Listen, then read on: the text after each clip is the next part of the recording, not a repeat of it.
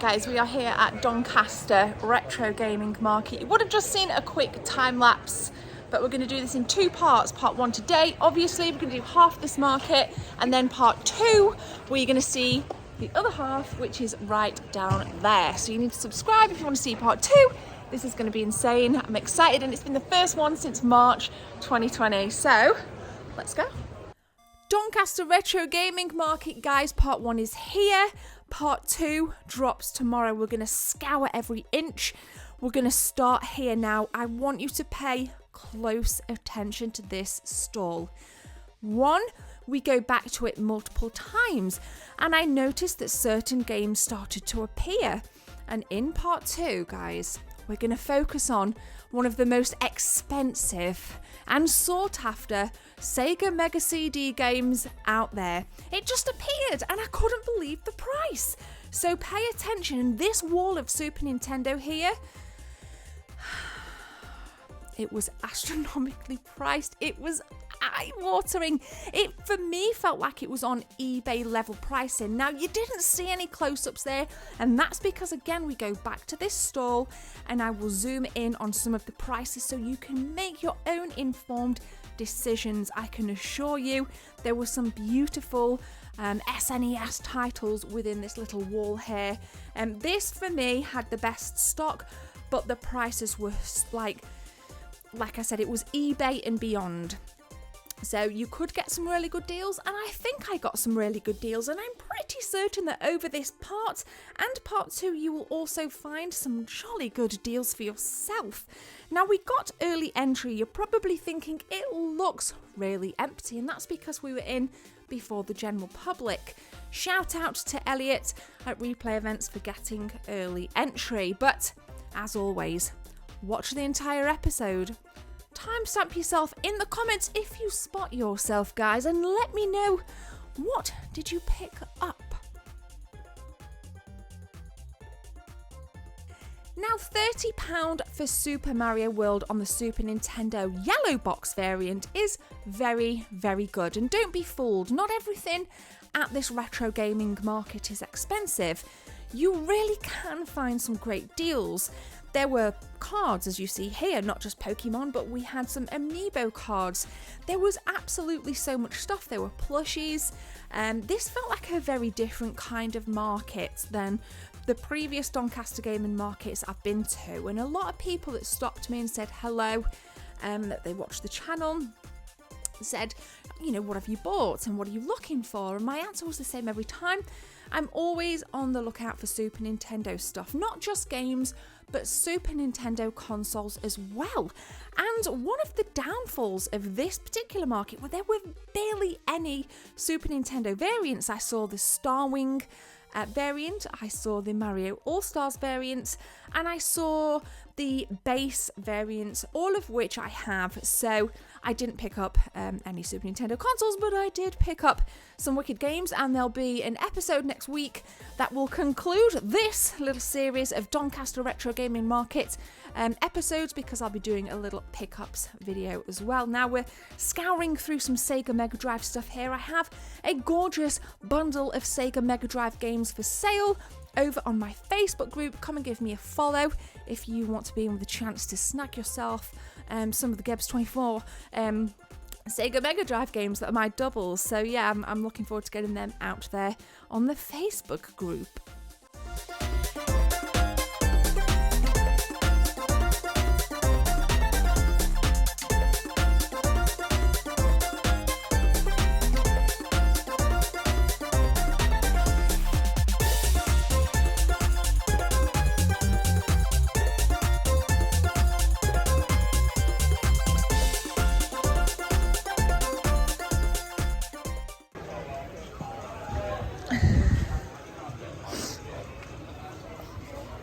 Yeah?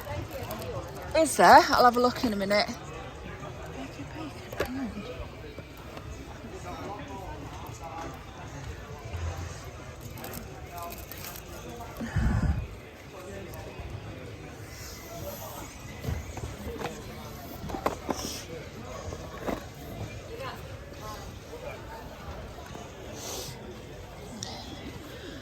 Super Double Dragon, Contra 3, bargain.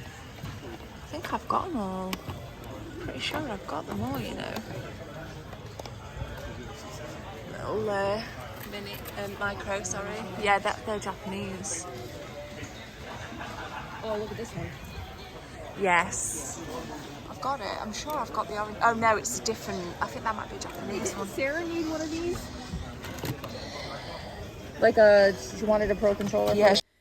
So this stall here was a shop called Predator Games. If you're familiar with Leeds in the United Kingdom, then go and check out Predator Games. Me, Jess and Sarah did call in at Predator Games a couple of episodes ago. It was quite a number of weeks ago now. We actually went up to Predator Games, but I always link my retro game hunt playlist in the cards and on the end screen, so it's easy for you guys to dive into over 130 episodes of retro game goodness.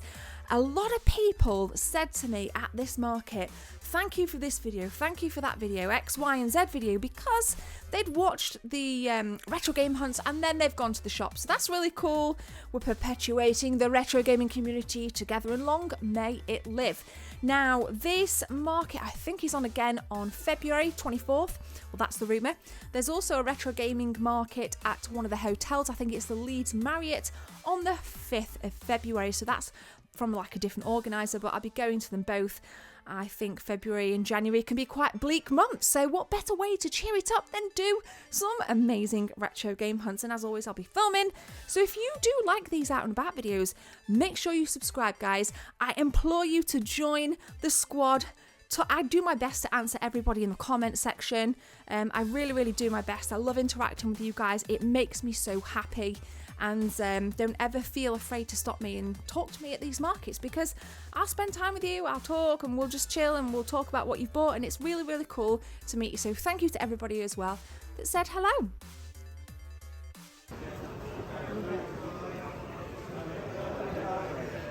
I won't necessarily your friends. I can't guarantee that. People coming in now. Again. Again? Where did I see you before? That's right, I thought so. You're alright. It's difficult with the masks on now. It's a long time, hasn't it? Yeah. Wait to this now. I'll do what I believe. You're alright, Don't game me, don't touch Love it. You have a good time, be nice. Nice to see you. See you later, just check it. Five game only.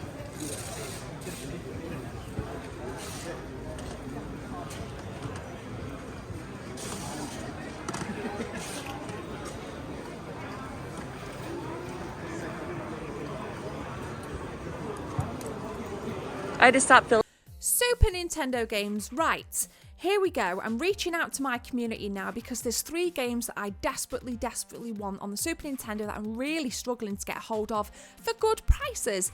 And that is Soul Blazer, Sky Blazer, and True Lies on the Super Nintendo. If any of you guys know any of the shops that are selling them cheap, because I didn't find them at the market. In fact, Sky Blazer I think was for sale on that very first store that I hit up for a ridiculous £250. I'm not willing to pay that, because for me, I mean, I could get it on cartridge off eBay for about £35, which I'm kind of contemplating, but we'll see how it goes. But for me, True Lies is one of those games that I've recently discovered, and it's kind of linked heavily to the same kind of gameplay of Zombies, Ain't My Neighbours, or just Zombies as it's known in NTSC areas, so North America. So I'm eager to play it because I think it would make for a really good stream over on my Twitch channel. So if you have a copy that you'd really like to flog to me and you're super duper serious and you're really serious about selling it to me, contact me at thegebs24, drop me a DM on Facebook. Thank you guys, I appreciate it. Now, there were lots of really cool reshelled GBSPs out there, which are a great alternative if you don't want to pay crazy prices. You saw the Pikachu version there and the NES version. But we're going to take a look now at Low Tech Games Stall. Shout out to Ali, who is the developer of Flea, which he gave me a copy of the game and I'll be playing it. But check this, he made a prototype of the SNES PlayStation. I thought it was real at first glance, but it was just like an empty shell. And I said, how did you make that? That's really, really cool. And he watched the Ben Hex stripped down and basically made it from that. So really, really cool, low-tech games. I will link these in the description. There's the Dreamcast release of Flea, the NES you can play via your Evercade. I mean, let's give the indie developers a shout out here. Again, guys, I will link them in the description.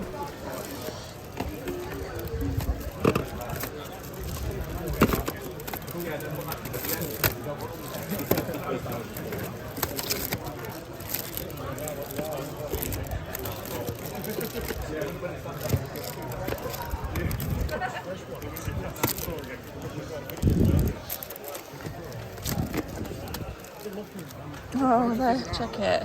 Oh, look how cool they are, Luke. These wallets. They're wicked.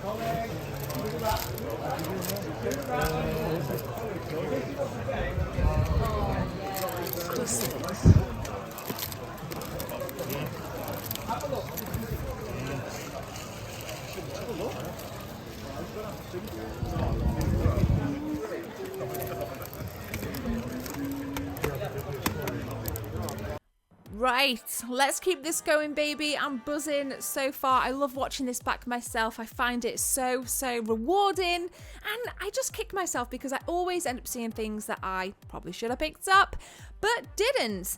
I did struggle in the end to kind of think, like, what else do I really want? I spent about 2.5 hours here, and again, as you can see, this is still very early doors because there's two entries. You can get in at 11, pay a little bit extra, or get in at 12. So that was the general entry. So you'll see this place start to really fill up as we progress, and especially in part 2.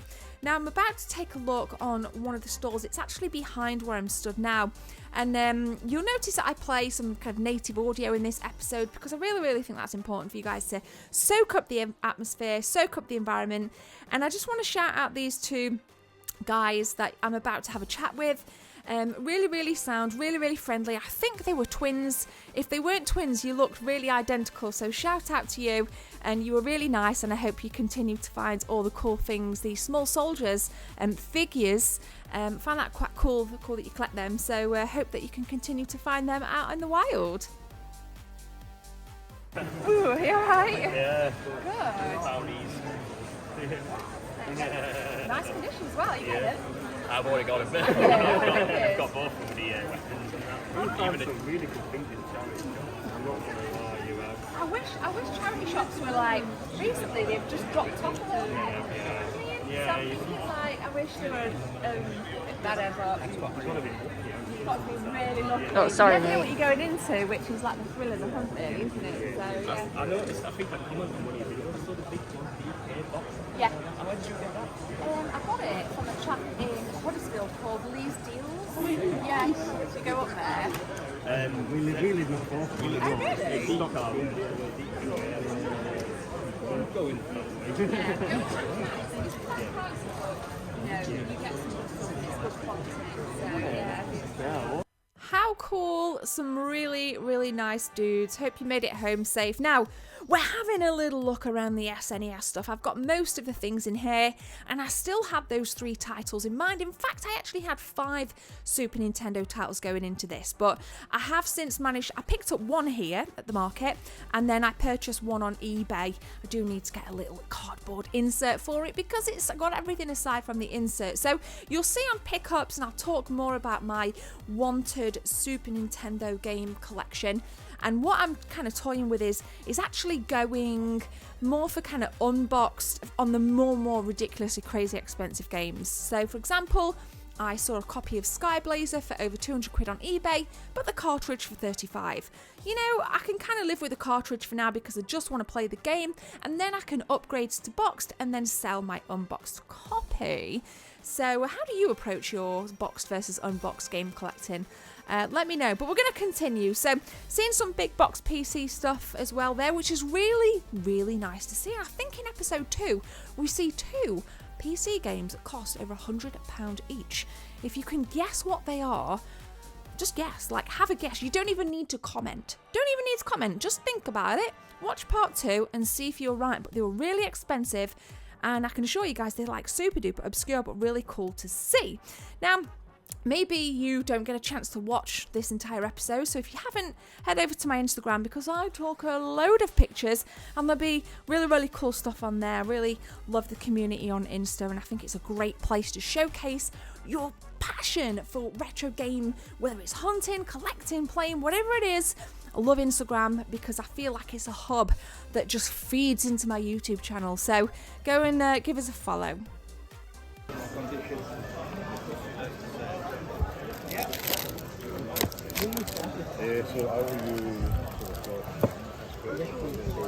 Yeah, I got one. Well, if you've got it,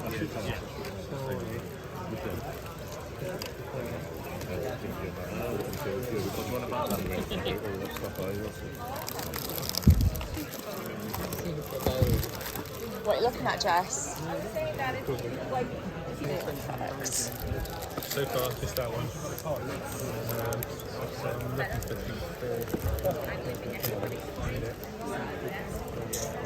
Oh, wow.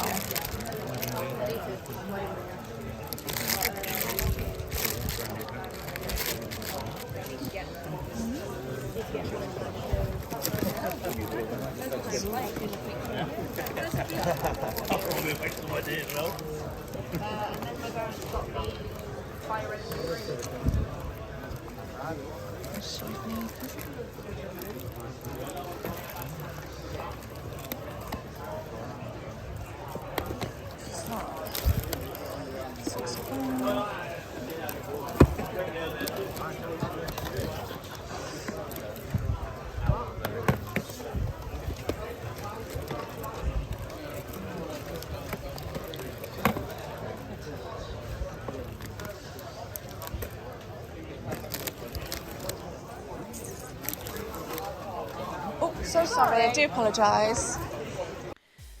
So here we got like some really awesome N64 variants, and the translucent ones, I have them all aside from the kind of grey ones, so I need to find that. I actually haven't seen them around for a long time, the grey ones. It seems to be the more obscure variant of the transparent N64s, but I will find it and I will complete my transparent N64 console collection.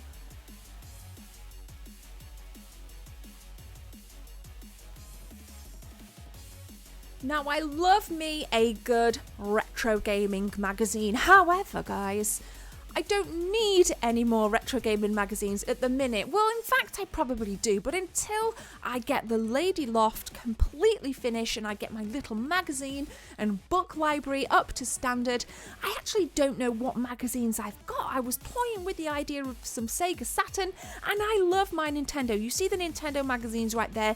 Those were the ones that I grew up with as a little girl, and I used to stand in WH Smith for hours on a Saturday, browsing the cheats, browsing the video games. That was my internet back in the 90s, and very rarely I had enough money in my little back burner to be able to buy one for £2.95. I was happier than a pig in shit when I could buy a Nintendo magazine because it just made me feel so good. And not a lot changes because even now I'm subscribed to Retro Gamer magazine. I have every single issue and I love it. Yeah. Is there any way of doing it without getting really poor picture quality, or do you need an old school TV? No, you can use a CRT. All right. It's like a converter. Right. I'll show you where it is. Because I do fancy it. You do need a SCART lead. I don't know if they've made a new one where it's like HDMI. All right.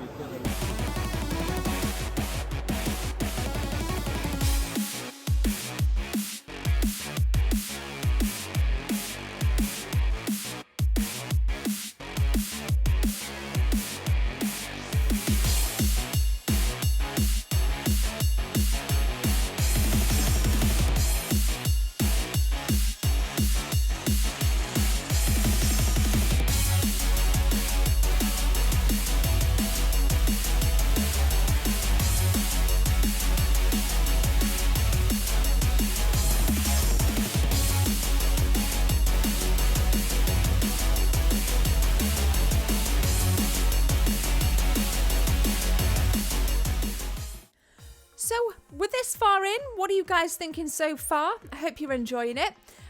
Now, from a kind of trader standpoint, let's have a little convo about traders, shall we? Because there weren't actually as many traders here than what I'm used to seeing. I used to see there were kind of like prominent game stores missing, but there were some there that I'd not seen for absolutely ages. So I just want to shout out Nick from Vintage Gamer, who I'd not seen for ages. It's been a good 3 years since I've seen him at this particular market, and I will get myself back down to do a brand new hot off the press tour of Vintage Gamer very, very soon. I can't wait for the, kind of get Christmas out the way and see where I am financially after Christmas, and then get back down to do some retro game hunts. Now, Star Trek, there's actually some good Star Trek games on the SNES, and I thought this was one that I wanted, but actually it wasn't. I did a quick Google, I had a little look and realised actually no, before I splashed the cash on that, I'm gonna put it back because it's not the one I want, and it is that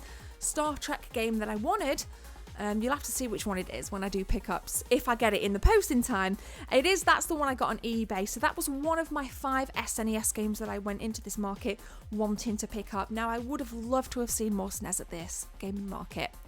And the Super Nintendo stuff I wanted, like I said, was astronomically priced, which we'll focus more on in episode number 2.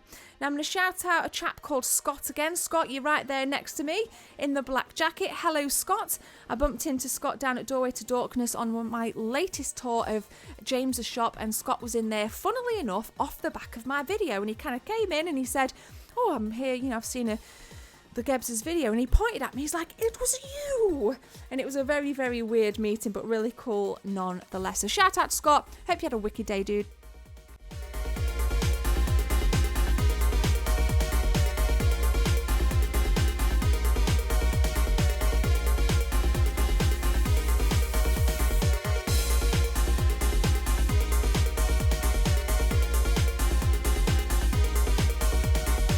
Thing. Gigs. Oh, I've got that. Got this.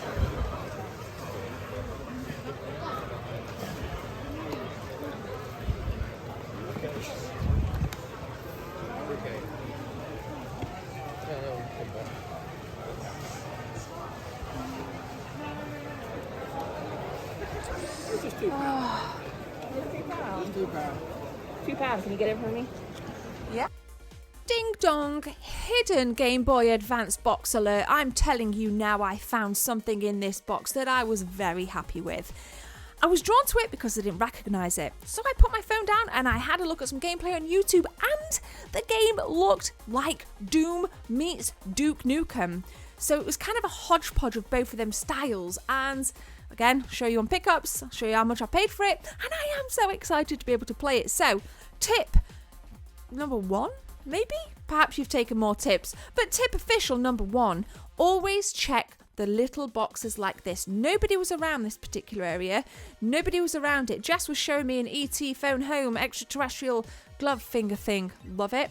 But always check the box when you're not looking at ET's phone home finger, because you will find, guys, you'll find a juicy bargain and perhaps the odd hidden gem.